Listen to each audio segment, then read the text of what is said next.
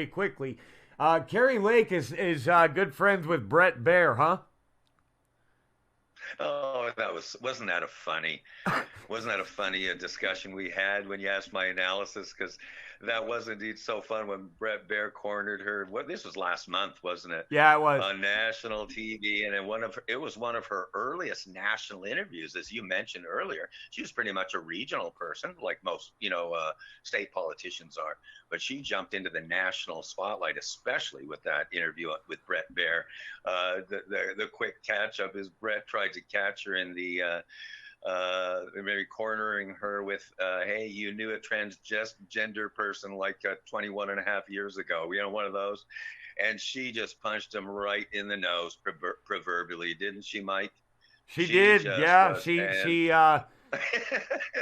She wasn't and taking it, I, no. when I And Bret's been like Bret has amongst people that are pro-Trump, he's had kind of a bad name this whole time during the 2020 election, and so I mean Fox News yeah, has not looked good for a while now. Um, sure, love Trump or sure. hate him. You got to I would remember though, rather Mike. see him You in got to than remember Biden though, right Mike. now. Let's put it that way. Sure. And you got to remember, Bear is in a little bit of a balancing act position, and not all positions and talking heads on Fox News are the same. And he is the one who directs the news desk.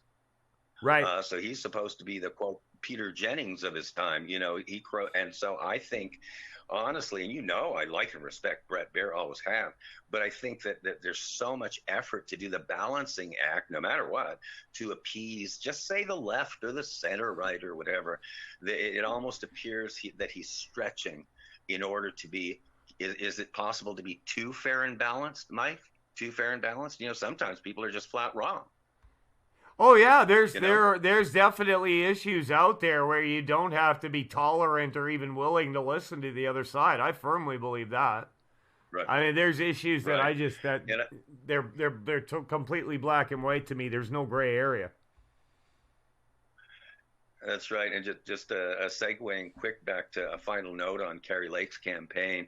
I had, during that Bret Baier discussion that you and I had a couple of weeks ago on Dueling Citizens, and I had said, I thought, and I haven't been able to check with her on this for fact check, but I do want to. I think that confrontation that she had with Bret Baier, she was extremely strategic about it.